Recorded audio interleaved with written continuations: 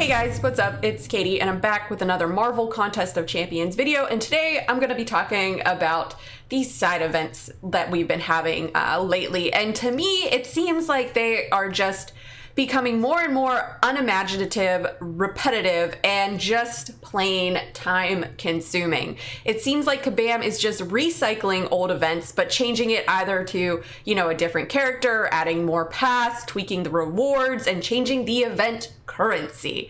Now, I do like the event quest where you gain currency for that month and you can use that currency to purchase various items, like how Rocket Scrapyard was, and Nick Fury's recon initiatives. Those were fun too. Now, these two events, they didn't seem like they took too much time, and they allowed you to choose the items that you needed to progress in the game. So let's take a little walk down memory lane, shall we? So first, let's take a look at class trips. Now, I'm just going to kind of go over it briefly. I'm not going to talk too much about it, but basically, this quest has 4 chapters, and we begin with the first chapter unlocked. The next chapter will be unlocked every Wednesday until the event ends, blah, blah, blah, blah. To enter each chapter, you'll need to spend a permission slip, which can be purchased in the souvenir store. Each difficulty requires a different tier permission slip. So then the permission slips you get from getting these shield markers. And then you go through and you can see all the paths. And then you're guaranteed to get homesick crystal shards, in special objectives that start on X date. These crystals guarantee at least a 2-star with a rare chance at a 3 or 4-star with those champions. So you get the shield markers by completing special objectives with Spider-Verse heroes, Sinister 6, or symbiote champions. You can collect them from a special login calendar and completing class trip quests. Now, this honestly was just a rehash, really, of the Merc missions from Domino, which was also a rehash from the Stark assignments with just a few tweaks. So nothing really too imaginative there. So then if we go over and we look back at the Sinister Labs, which was just a rehash of the Mcoc Labs. So Sinister Labs are short quests that consist of 2 paths, each with 6 fights on them. Sounds straightforward? Not exactly. Mr. Sinister's experimentation has left these encounters unpredictable. All fights and quests will feature a number of randomized buffs. Some of these buffs are more potent on certain champions, and some may even benefit the summoner, but don't be fooled into thinking you can start the fight without reading what you'll be up against. I've done that. Really don't like the buffs you encounter? You can use a randomizer to reset them, but that doesn't guarantee that all of them will be different or any easier. This quest uses entry limits, meaning summoners can only enter 10 times a day across all difficulties. There are 4 difficulties that can be done daily, each with 2 paths. There is no point in doing any difficulty of the quest more than twice. You'll only receive completion and exploration rewards once. So now I did like this. One thing I liked about this was I did find it a bit challenging, but it was too time consuming. I hate side events where I have to complete them each day. I always start off the month so strong, but then as the month goes on, I just get kind of slack because it becomes so repetitive. Now, a simple tweak for this would just be to triple the rewards and make the event open every 3 days, kind of like how Kabam did with dungeons. I mean, back in the day, when they had events like this, they used to have these hybrid bosses like Ice Phoenix and Frank Strange. Now, I always thought these hybrid bosses were awesome and that they were gonna bring stuff back like this with the labs, but they never did, and I'm actually really disappointed in that because it showed creativity that we just don't seem to get anymore. Yeah, Ice Phoenix was kind of a pain, but it was cool, it was creative, and it was fun, and that's what I kind of would like to see more with Kabam. So now this month we had the Time After Time event, and this was honestly just a rehash of Gwenpool Goes to the Movies.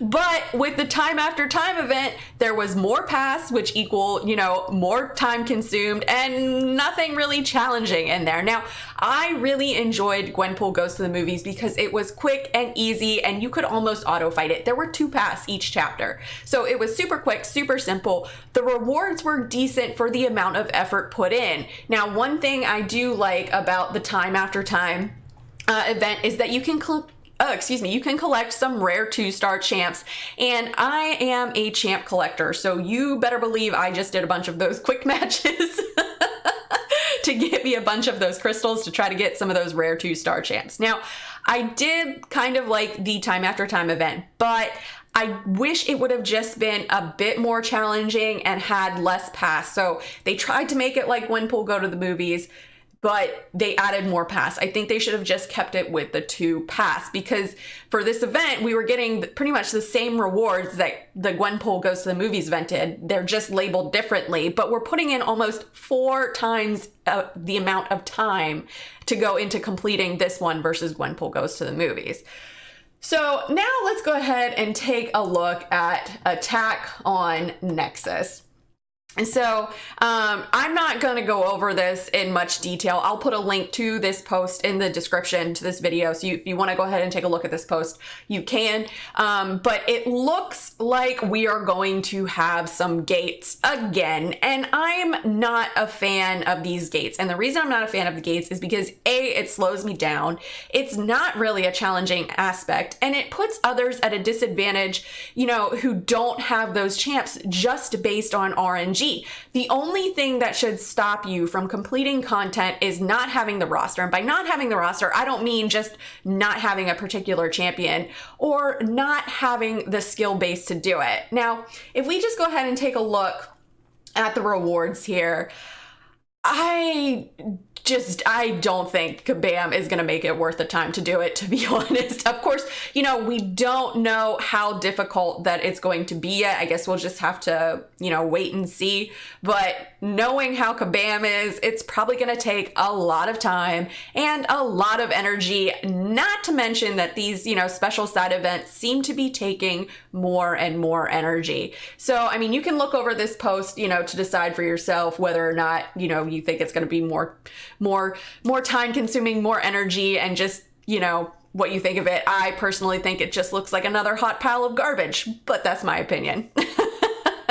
Now, the really cool thing that I liked this month is that it did give us the community boss rush too. And this can be challenging, but it comes with good rewards. And also, Kabam takes the time to work with community via the content creators to put this together and make it fun for everyone. With things like this, you know, if you can't do it right away, it's not a big deal. You have 15 days to get it done. So, you know, for a player who might not be able to do it right away, they just can't get past something, maybe they can't get past that domino fight, right? That player has the ability to, you know, do research, watch some videos of other people doing it, and develop a different strategy to, you know, go in, or maybe they'll have the right champ to go in and do it to combat what might be stopping them. It's just that one path you have to do, nothing else. So all you have is time, and time is valuable.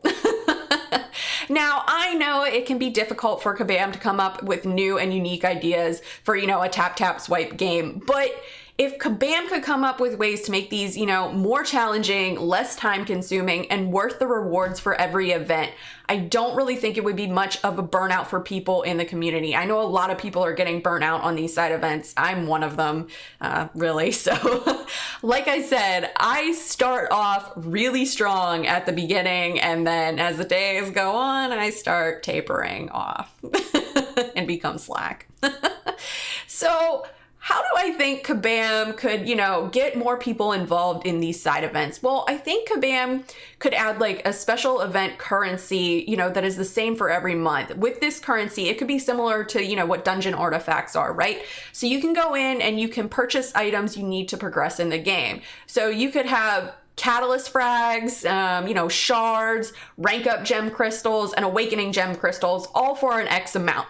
That way you can save up from month to month and purchase what you need. So you need some T4B frags? Those could be super cheap, right? Want a rank up gem crystal or an awakening gem crystal? That could take a few months to get. I think that would get people more interested in completing these side events, you know, and it would also actually help Kabam out too, because we would be playing this game over and over again. Now, it wouldn't be helping out with the burnout though, but like I said, it would be helping Kabam out in keeping us playing this damn game every minute of every day, which is what it seems they want us to do. But that's all that I got, guys. Let me know in the comments below. What do you think of these side events? Do you think they're getting to be a bit monotonous, repetitive, and just unimaginative? What do you think of the rewards? How would you tweak these side events? Let me know in the comments below. As always, guys, thanks so much for watching. If you guys liked what you saw and you want to see more, please remember to like and subscribe, follow me on Instagram and Twitter, and hit me up in the Discord chat. Thanks, guys. Bye.